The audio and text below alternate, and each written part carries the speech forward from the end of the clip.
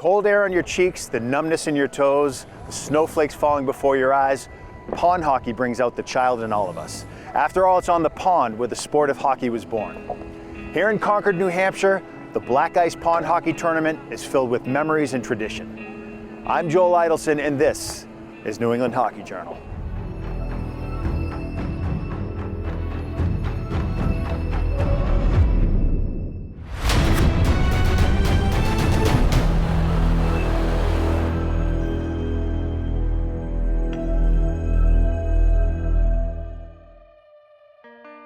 For many, the love of hockey started outdoors.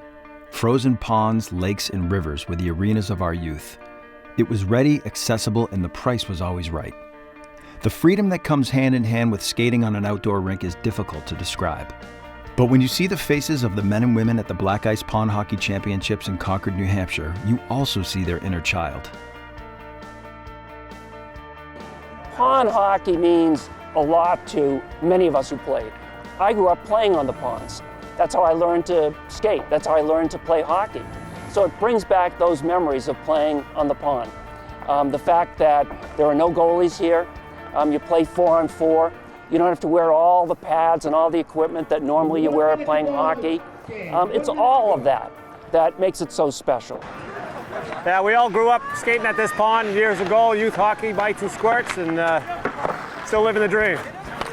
It's the other team high five. You hate to coin a cliche, but it really is like coming home and being a kid again. You know, I don't know if a lot of kids have the opportunity today to play on ponds, but we do.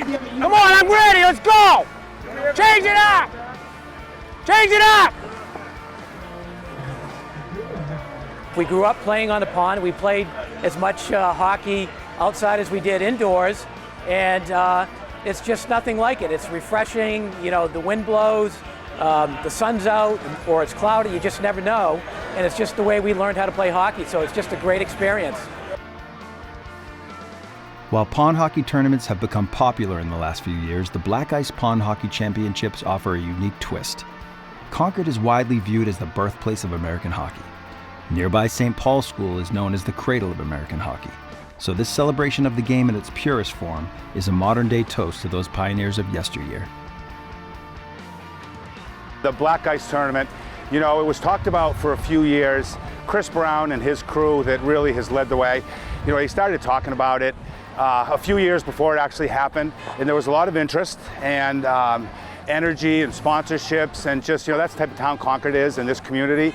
And so we got it going about 6 years ago, and every year has been spectacular. It was really formed after hearing about other tournaments around the country, and we thought, geez, we could do that. Hockey started right here in Concord, New Hampshire, back in 1883.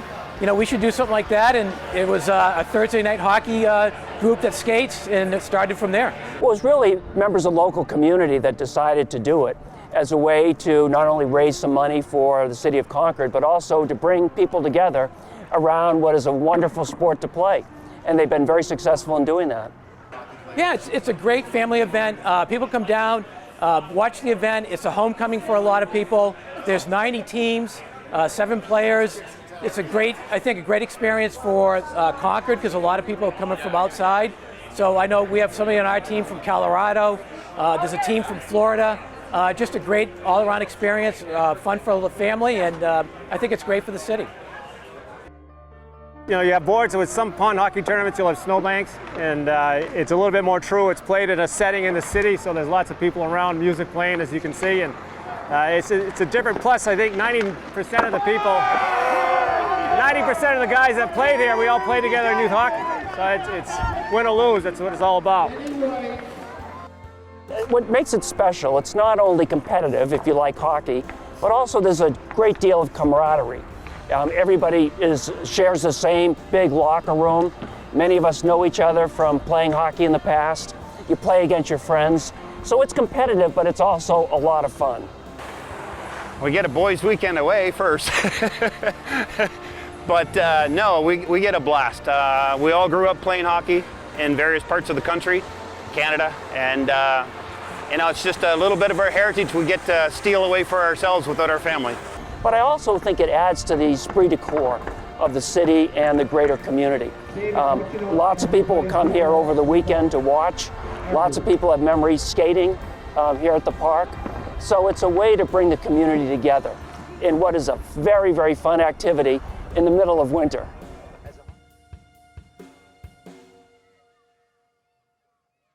I'm here with Kevin Hayes and the New York Rangers, and of course, formerly of Dorchester, Mass.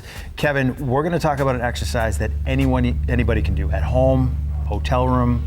Tell us what it is. Yeah, I mean, you can definitely do it whether you're on the road in the hotel room, you're sitting in the locker room, you're sitting at home. It's a three-way lunge series, and you can incorporate a stick with it, and it's just 3 different single leg movements that you can relate back towards the ice. Can we see how it's done? Sure. All right, Kevin, I'm looking forward to seeing this exercise because any exercise that incorporates a hockey stick is a good exercise to me. So tell me what we're doing. This is the 3-way lunge series, and like you said, you can do it with or without a stick. And obviously today I'm going to do it with the stick, and you can pretty much do it anywhere, hotel, locker room, at your house. And so yeah, this is how you do it. Sticks over the shoulders, and like I said before, it's a single leg exercise, just like hockey's a single leg sport. So you step back into a reverse lunge. You want to keep your chest and head up, come back, step over to catch your groins, step forward as well. Just a regular lunge. Then you do the opposite with the leg. And how many reps will you normally do? You can probably do 3 each side or 5 each side, pretty much. And do that 3 times total. All right, so the 3-way lunge series is obviously good for your groin. It gets your heart rate going. I think the thing that's great about it is you can do it anywhere. Yeah, I mean, it's perfect. It's an easy exercise that, like you said, it gets your heart rate up, and it can help your groins and help your hamstrings out. It's Kevin Hayes.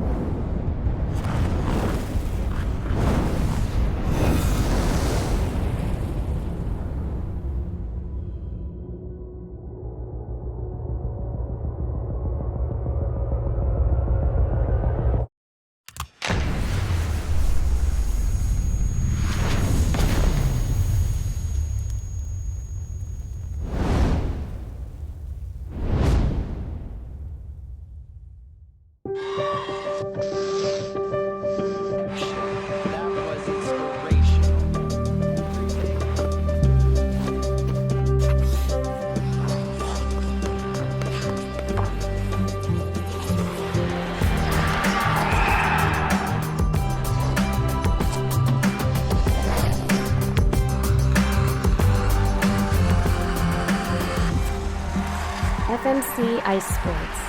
What's your dream?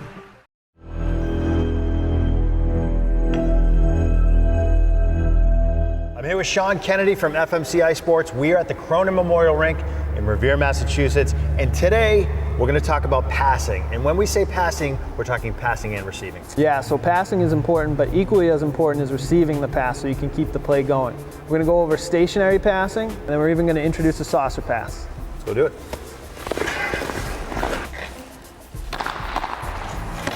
So Sean, when I catch a pass, I'm absorbing that pass, right? I'm not letting it bounce off my stick. Absolutely. You don't want to be too firm with the hands. I'm sure everybody's seen that scene from Mighty Ducks where they're throwing the eggs back and forth. You want to cradle the puck as it comes to you. Sean, I think it's important to note when you're passing the puck to kind of move your hands and arms out away from your body, right? Yeah, absolutely. You want to make sure that you're following through to the target that you picked, cradling that puck, and your hands should move towards your target. All right, so a couple things we went over that are important. We're going to keep the hands away from the body when making that pass. But when we receive the pass, we've got to remember to absorb that puck, right? Yeah, absolutely. What's the next thing we're going to work on? We're going to work on saucer passes. They're fun to throw. Teammates love getting them because they settle quickly. It's a popular pass these days. Absolutely. Yeah. Get it over a stick, over a defender's skate, something like that, and keep the play moving. Why do they call it saucer? I think there's something in the sky. Yeah, something like that. All right, Sean, tell us what we need to do in order to make the right saucer pass. So once we gather the puck on our stick, we want to keep it towards the heel of our stick, and it's going to roll forward towards the toe. While we're doing that, we're opening up the blade, following through towards our teammate, getting the puck in the air. It's going to look like this.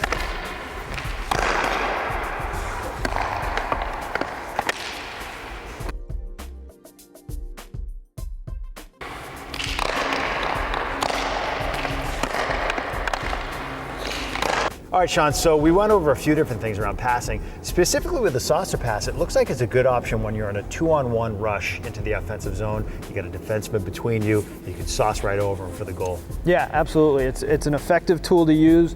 Neutral zone, D zone, but especially like you said, in the offensive zone when you might be on a 2-on-1, whether it's on a rush, coming out of the corner, something to free up some space and time for your teammates. Another tool in the belt. Absolutely. So what about working on this stuff at home? Yeah, I mean, find a buddy, throw some sauce back and forth to each other, pass, move, everything like that. Come down to one of our stick time sessions. You can certainly do that on the ice and get experience there and help your game to the next level. Sounds good. Thanks, Sean.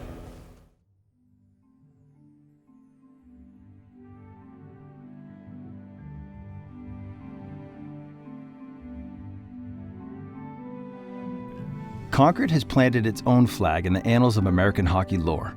The first game was played here at St. Paul's School in 1883. In those early days, according to historians, the schoolboys would cut their own sticks from a nearby wooded area and play with a wooden block or ball. Not far from St. Paul's School is White Park, which would become the city's proving ground for aspiring players of all ages. It would remain the city's primary field of hockey dreams until an indoor rink was built in 1965.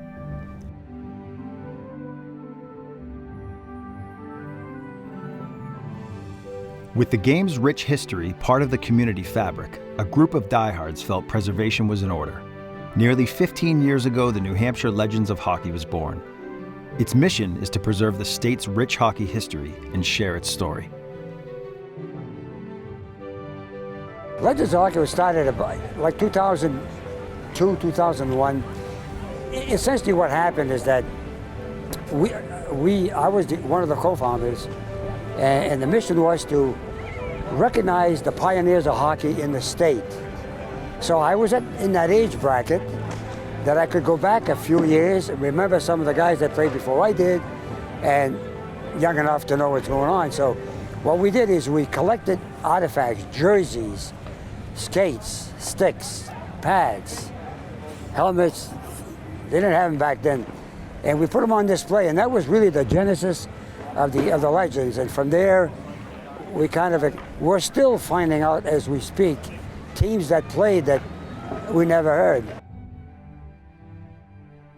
Like much of New England, Concord isn't short on notable hockey players. Two Olympians, Doug Everett in 1928 and Tara Mounsey in 1998 and 2002, are Concord natives. Others like Boston College alum Lee Blossom and former UNH goalie Bruce Gillies learned to skate at White Park. Even Hobie Baker, for whom the College Hockey Player of the Year award is named, has ties to Concord. The Pennsylvanian-born two-sport star attended St. Paul's School.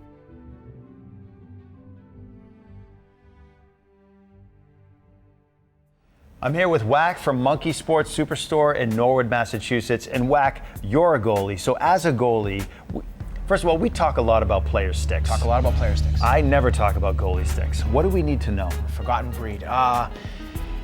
There's basically three different options when you look at materials. You've got wood sticks, composite sticks, and in between the two, we got what we call foam core sticks. Okay, so let's start with the wood stick. This is your traditional wood stick. Typically, it's got the most amount of weight density. They're very durable, but they're heavy. So all of one of these, you'll typically get 2/3 of that triangle and never get the third. It's good, good, fast, and cheap, we'll call it. But this is a stick that really, they typically tend to be the most affordable. They tend to last a long time.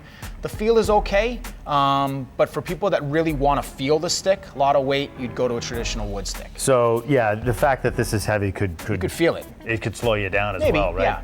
All right, so what do we have here? So this looks like it's wood. It looks like wood. This is what we call a foam core stick. So this is birch and aspen up into the handle. That wood acts as a dampener, but even more so, it's polyurethane all into the paddle and down into the blade. All right, so this is filled here. That's all filled. So it has the look and the essence of wood, kind of that dampened feel. The weight is significantly lighter, and the feel is amazing. The one thing that can happen with a foam core stick, one of the downsides is they can get soft, typically in the heel. This is a high tension area. So you see sticks, companies will do things like this, complete a layer of graphite on both sides. This acts as a stiffener. This is a stiffening agent. Okay. So, and this is a real weak part of the goalie stick, so we try to reinforce that part of the So stick. over time it'll soften up, Yes. but in terms of feel and weight, this is They ideal. feel great. It's a very dampened, pure, sweet spot sort of feel. All right, so if we go to composite stick, that's Yes. really light. Yeah, this thing's a feather. These start to rival player sticks. We're in the 600-ish grams. We like considered a heavy player stick. For a goalie, it's a feather. So the beauty of a composite stick is that stiffness equation. It's easy to drive pucks into corners. For saucing passes, there's very little of that torsional element we talked about in player sticks. But there's a red light factor on this. You could play great on a Wednesday. The stick feels awesome. Come Thursday, one shot and it's gone. That's the difference between foam core and a composite stick. Durability. Durability, yeah. But as far as performance goes, it's tough to compete with a composite. Why would anybody go with a wood stick then? They might have been born in the Jimmy Carter administration, something along those lines. It's traditional. It has a very consistent feel. And for guys that grew up playing that, they're hard to shake from that tree. All right. So if you're not Jimmy Carter, no, this might be the thing for you. that might be the thing for you.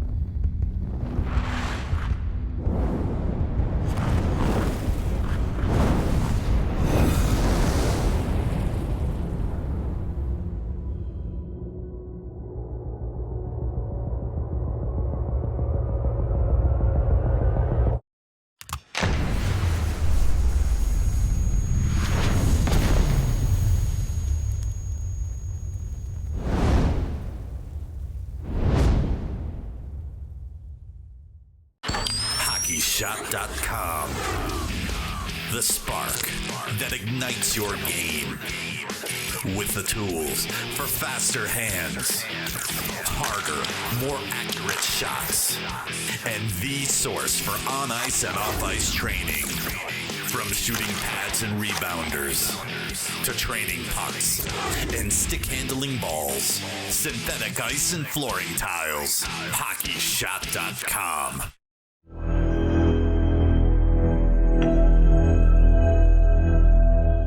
So I'm here with Julie Nicoletti from Kinetic Fuel. Julie, when my kids have a 6 a.m. or an 8 a.m. game, an early game or practice, I can never get them to eat. So what do you suggest we do?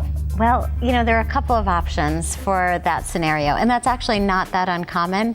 I don't know whether the situation with your kids is that it's just too early for them to eat and they're not hungry, or some players just have butterflies in their stomach. Right. Either they're excited or they're nervous. So getting them to eat solid food is oftentimes harder than getting them to eat something like a smoothie. All right, so a smoothie's a good option because they need the fuel, right? Absolutely. So what have you got prepared for us today? So what I've got started is some greens. If you can sneak those in, I would suggest doing so. Yeah. And some shredded coconut to give it a little bit of flavor. And then we're gonna add a banana, which is a great source of carbohydrate. So we're gonna add the banana, great source of fuel here. Also gives the smoothie great texture. And then we are going to add some ice. Oh, nice. And some source of protein, which is also really important in the morning before a player plays. So what are you using here? Yep, so you could use a yogurt. In this case, I've got some chocolate protein powder for that flavor. And then peanut butter is a popular add-in to a smoothie. Especially with the banana. Exactly, right? Great combination, chocolate, banana, peanut butter. Peanut butter is a source of healthy fat, and if the player is going to be playing really soon, then I would suggest something like a powdered peanut butter without the healthy fat, still get the flavor. A little easier to digest? Yes. Okay. Faster absorbed and digested, therefore the player gets to benefit from the energy that we're going to give them. And I love how you snuck the greens in there. That's a great idea. Easy to do that in a smoothie. All right, so That's we mix right. that up, right? Yep, so we're going to add some powdered peanut butter in here, and then Joel, would you fill that up to the max fill line? Yep.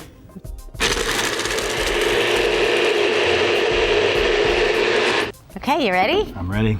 All right. This is the test to see if my kids will even drink this. Exactly. Put this in. All right. Wow, that's really good. Good. It's like a milkshake. Exactly. And I love how you snuck the greens in. Perfect. Don't tell Perfect them. for my kids. I won't tell them. Excellent. Thanks, Julie. Great.